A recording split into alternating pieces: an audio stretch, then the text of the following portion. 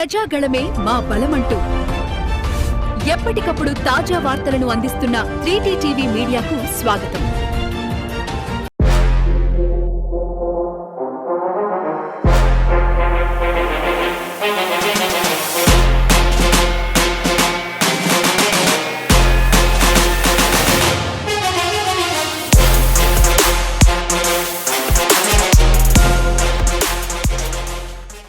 సర్పంచ్ భర్త బాలస్వామి గారు ఒక్కసారి పరిశీలిస్తే కంపౌండ్ వాళ్ళు ఆడి వరకు తెచ్చి ఎందుకు ఆపినాము అంటే, ఈ బొంద ఏదైతే ఉందో ఆ బొంద కూడా శ్మశాన వాటికలో ఉన్నదే.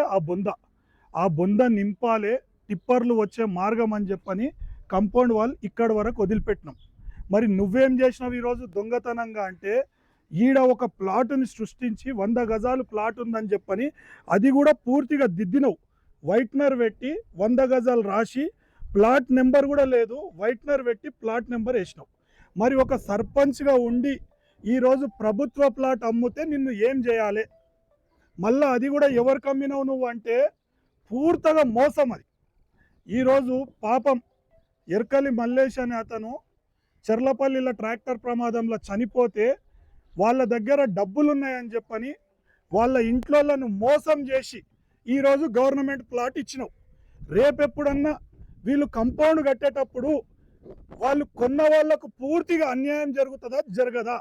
గవర్నమెంట్ ప్లాట్ అనేది వాళ్ళకు ఉంటుందా ఉండదా? మళ్ళీ బాజప్తా బాండ్ పేపర్ రాసినావు. నువ్వు 2,20,000కు ఈ ప్లాట్ అమ్మినట్టు బాండ్ పేపర్ రాసిచ్చినావు.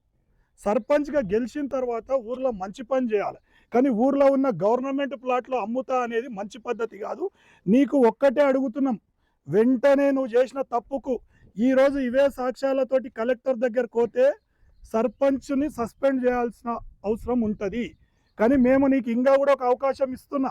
ప్రజల ఆశీర్వాదంతో గెలిచినావు, చెయ్యి, 5 ఏళ్ళు చెయ్యి, ఏం బాధ లేదు మాకు. నువ్వు చేస్తే మాత్రం మేము చూస్తారనేది ఏం లేదు. కాకపోతే నీకు ఒక్కటే అడుగుతున్నాం, పాపం ఆ కుటుంబం అన్యాయం అవుతుంది. వెంటనే నీకు 2 రోజుల టైం ఇస్తున్నాం. వెంటనే వాళ్ళ దగ్గర తీసుకున్న 2,20,000 రూపాయలు వాళ్ళకి ఇచ్చేసేయాలి.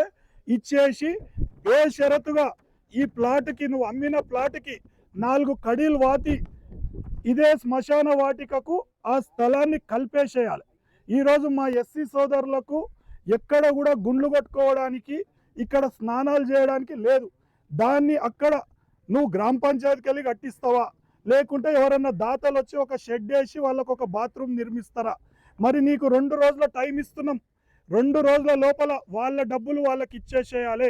ఇచ్చేసి తప్పు, నేను గవర్నమెంట్ ప్లాట్ అమ్ముడు తప్పు అని చెప్పని అందరి ముందర ఒప్పుకొని, అదేవిధంగా ఈడ నువ్వు ఈరోజు సర్పంచ్ భర్తవి కదా, నువ్వు సెక్రటరీని తీసుకొని వచ్చి పాత లేఅవుట్ ప్రకారం పాత లేఅవుట్లో అది నువ్వు అమ్మిన ప్లాట్ ఏదైతే ఉందో ఆ ప్లాట్ని మార్కు చేసి 4 కడీలు వాతి గ్రామ పంచాయత్ పరం చేయాలి. మేము నీ మీద కక్ష కట్టాలనుకుంటే ఇప్పటికే కలెక్టర్కి పూర్తి సాక్ష్యాధారాలు ఇస్తుంటే, కాకపోతే నీ గుణం ఊరు మొత్తం తెలవాలని చెప్పని అంటున్నా. ఇంకోటి, నిన్ను ఎమ్మెల్యే అనిరుద్ రెడ్డి గెలిపించాడు. ప్రతి మాటకు నువ్వేమంటావు? బొడ్రాయి పండుగ రోజు ఎమ్మెల్యేని వెనకాల పెట్టుకొని లక్ష్మారెడ్డి నాయకత్వం వర్ధిల్లాలంటావు. నువ్వు మళ్ళా మొన్న సోషల్ మీడియాలో మాట్లాడేటప్పుడు ఏమంటావు? ఎమ్మెల్యే లక్ష్మారెడ్డి గారు అంటావు. దయచేసి మీ ఎమ్మెల్యే కూడా గమనిస్తుండు.